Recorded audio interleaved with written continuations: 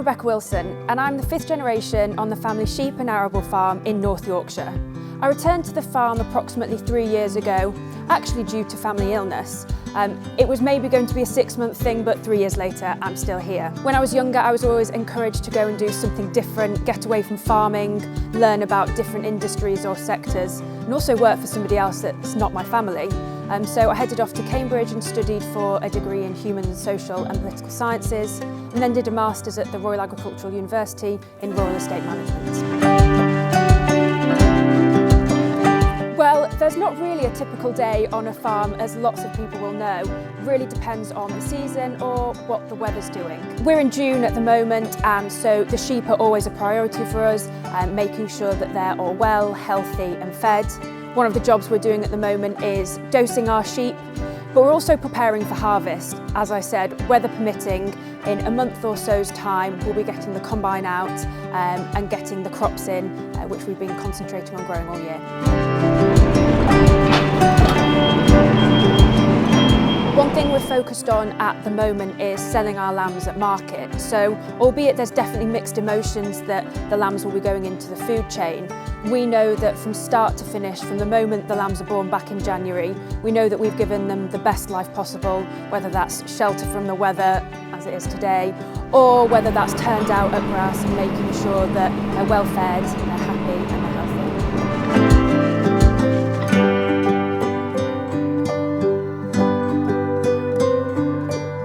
I've been posting on Instagram a couple of years now, and it started when I was an NFU student and Young Farmer Ambassador, and I thought I'd need to use a younger platform, let's say, to share messages about British farming.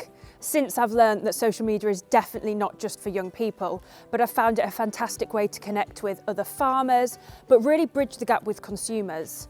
We've got an unrivaled opportunity at the moment to showcase our farming lives, showcase the ups, downs and everything in between, and we're literally getting the farm into the sitting rooms of consumers. So the beauty of social media means that I can connect with people from the local village all the way to other countries, but it's been fantastic to be able to chat to people online who maybe are neighbours to the farm or live in the next door village.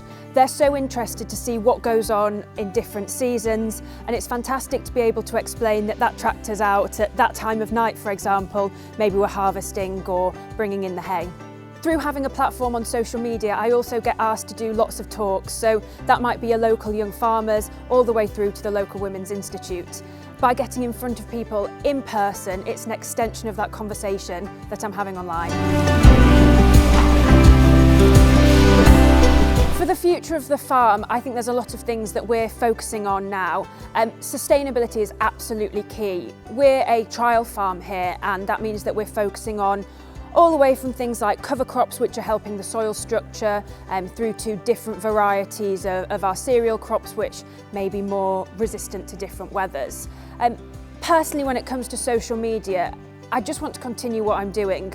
The platform that I've built has been completely unexpected, but the messages I receive about people who have either learnt something about farming and maybe going to look to support local producers or even getting into the industry itself is absolutely amazing, and that in itself makes me want to carry on posting and sharing what we do on the farm day to day. One of the underlying conversations that we always have in our podcast episodes is mental health in agriculture.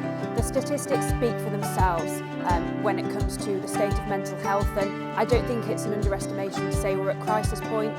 The challenges that farmers are facing, from just isolation all the way through to policy, finances and unfair supply chain.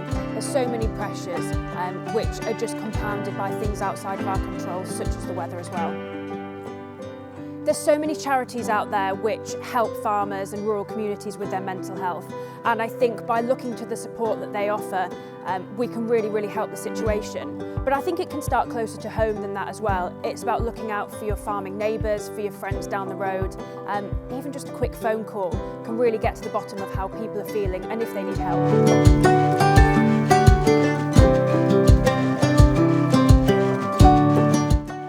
Best things that consumers can do is to shop locally whenever possible.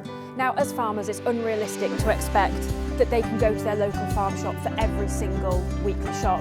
And in fact, sometimes the farm shop isn't that close to them, but maybe it's for special occasions, maybe it's for a birthday or Christmas. Try and support that local farmer down the road. And if you can buy direct to cut out some of the inequality of the supply chain, that's even better.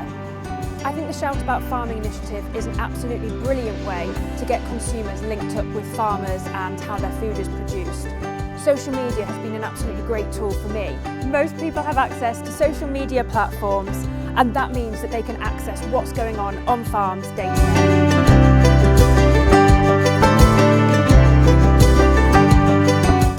The most important thing to note about farming and what farmers are doing is that we can produce food in one of the most sustainable ways across the planet really, whether that's livestock production or cereal and arable production. By supporting British farmers, you're supporting an industry which looks after the environment and looks after their animals.